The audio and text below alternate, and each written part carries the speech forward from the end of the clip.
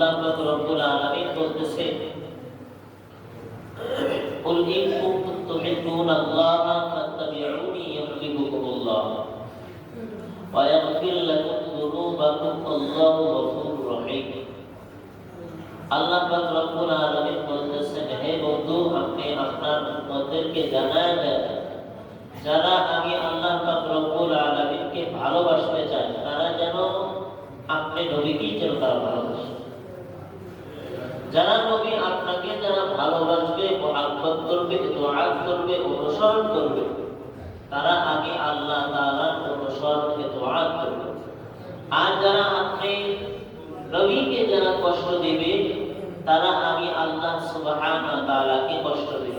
আর যারা আমি আল্লাহ তাআলাকে কষ্ট দিল তাদের জন্য আমি আল্লাহ তাআলা কঠিন শাস্তি হতাবানা ও জাহান্নাম আমি আল্লাহ তাআলা তৈরি করে। আর যারা আমার বন্ধুকে ভালোবাসবে তারা আমি আল্লাহ তাআলাকে ভালোবাসবে। আর যারা আমি আল্লাহ তাআলাকে ভালোবাসবে তাদের জন্য জান্নাতুল ফিরদাউস আমি আল্লাহ তাআলা নিয়ে দিয়েছি। তো এখন আমাদের প্রশ্ন হইতে পারে যে আল্লাহ রাসূল সাল্লাল্লাহু আলাইহি ওয়াসাল্লামকে কেমনে আমরা ভালোবাসবো? প্রশ্ন আসে কি না?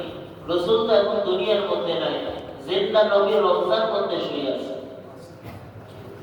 এখন প্রশ্ন হইতে পারে আল্লাহ রাসূল সাল্লাল্লাহু আলাইহি ওয়াসাল্লাম বলে, আমার সুন্নতকে তোমরা ভালোবাসো। আমার সুন্নতকে যদি তোমরা ভালোবাসতে পারো তাহলে আমি নবীকে তোমরা ভালোবাসতে পারো। এখন প্রশ্ন, নবীকে আমরা নবীর সুন্নত কিভাবে আমরা আদায় করব? একা একা কোনো কিছু সম্ভব নয়, এর একটা মাধ্যম দরকার। মাধ্যম কি? ওলি হক্কানি ওলামায়ে কেরামের দরবারে যাইতে হবে। যেমন আল্লামা রাসূলপুরী রাহমাতুল্লাহি আলাইহি তিনার খলিফা অর্থাৎ বর্তমান যিনি আমার তালিমি মুরব্বি আল্লাহ হযরত মাওলানা আব্দুল কুদ্দুস সাহেব, তিনি আমার তালিমি মুরব্বি বর্তমান। আল্লাহ রাসূলপুরী রাহমাতুল্লাহি আলাইহি তিনি একটা রাসূলপুর একটা গাছ বপন করেছেন। তো সেই গাছের শাখা প্রশাখা হলো হযরতজির খলিফাগণ। হযরতজি রাহমাতুল্লাহি আলাইহি তিনি খিলাফতি দিয়ে গেছেন। খিলাফতি মানে যে আমি অনুপস্থিতিতে তারা আমার এই মজলিসটা চালাবে, ফিতনা ফাসাদ যাতে না পায়, এই জন্যই তিনি এই খিলাফতি দিয়ে তিনি মাত্র শুধু বাংলাদেশ নয়, বাংলা ভারত সব জায়গায় কি প্রচার করার জন্য তিনি খলিফা নিযুক্ত করেছেন।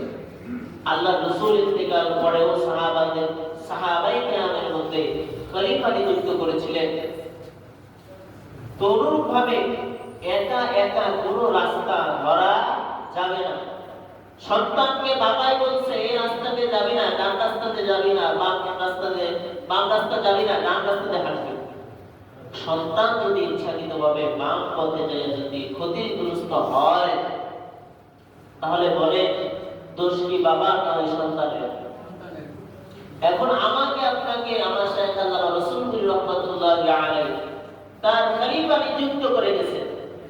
আল্লাহ রাসূলপুরী রাহমাতুল্লাহি আলাইহি এখন দুনিয়ার মধ্যে নাই, এখন এই জিনিসটা চালাবে তার খলিফা, তার খলিফা চালাবে। কারণ আল্লাহ রাসূলপুরী রাহমাতুল্লাহি আলাইহি যে যোগ্যতা ছিলেন তার কিছু অংশ তাদের খলিফাগণের মধ্যে দিয়ে দিয়েছে। আমি অনুপস্থিত থাকলে তাদের কাছে যাও, তাদের সহমতে যাও। শিশু সন্তানের হাত ধরে বাবা নিয়ে যাইতেছে, তাও দেখেন হঠাৎ করে সন্তান পিছলে খায় যদি পড়েও যায়, বাবা হাত ধরে সন্তানকে আবার সোজা করে। কথা বলে ঠিক কিনা? অনুরূপভাবে আমরা তালিমি মুরব্বি, ইসলামী মুরব্বি ধরে অনেক সময় আমাদের চোখের গুনাহ, হাতের গুনাহ, অঙ্গ প্রত্যঙ্গের গুনাহ হচ্ছে কি হয় না? হয়ে যাইতেছে আমাদের মুরব্বি ধরা শর্তেও। এই জন্য আমার বর্তমান যে মুরব্বি আল্লাহ হযরত মাওলানা আব্দুল কুদ্দুস পীর সাহেব হুজুর বলে যে বাবা সেদিনকে হুজুরদেরকে নিয়ে বসতে মাদ্রাসার মধ্যে, যে বাবা রে দুনিয়ার সব কিছু তো আমরা দেখলাম, সব কিছু পাইলাম, কিন্তু আল্লাহ তাআলাকে যদি আমরা না পাই তাহলে সব শেষ, দুনিয়াও শেষ, আখিরাতও শেষ। কি উপায় তাহলে?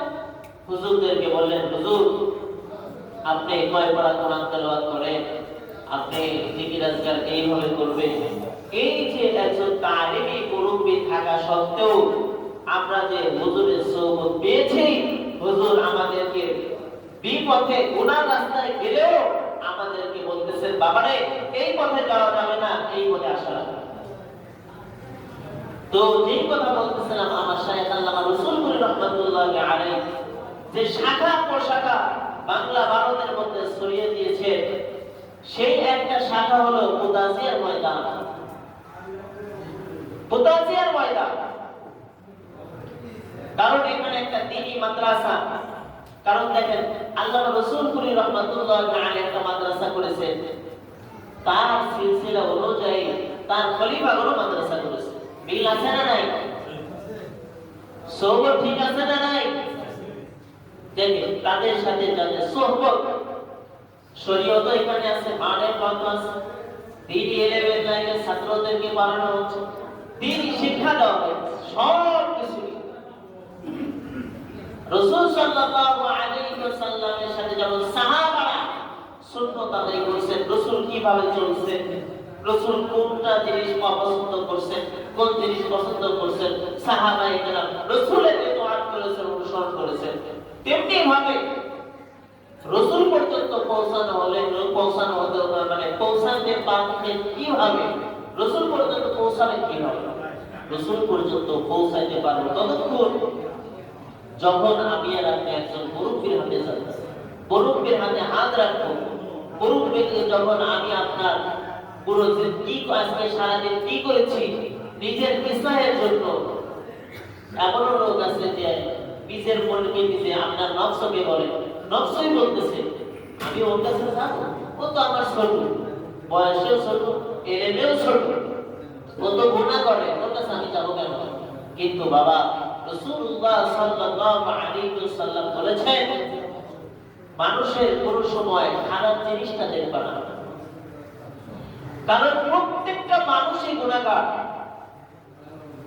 এই জন্য সূরা আসরের মধ্যে বলা হয়েছে, ওয়াল আসর ইন্নাল ইনসানা লাফি খুসর, নিশ্চয় সমস্ত মানুষ গুনাহের মধ্যে আছে, বিপদের মধ্যে আছে। এই বিপদকে দূর করতে হলে আমার আর আপনার সোহবত দরকার।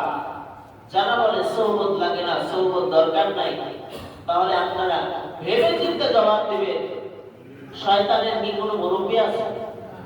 বলেন, শয়তানের কোনো মুরব্বী নাই।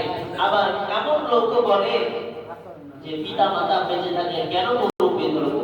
তোমার পিতা মাতা যদি বলে বাবা তুই কিস্তি তো, তুই হারাম খা, বাবা কিছু কিছু বাবা মা বলতে পারে কি পারে না, বাবা মা যদি এই কথা বলে আপনি করবেন, বাবা মার কথা শুনবেন?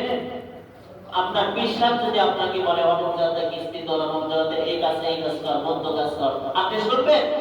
মন্দ কাজ যেখানে আপনাকে বলবে ওইটা আপনার পীর কেন, আপনার বাবা কেন, আপনার মা কেন, কারো কথা শোনা জায়েজ নেই।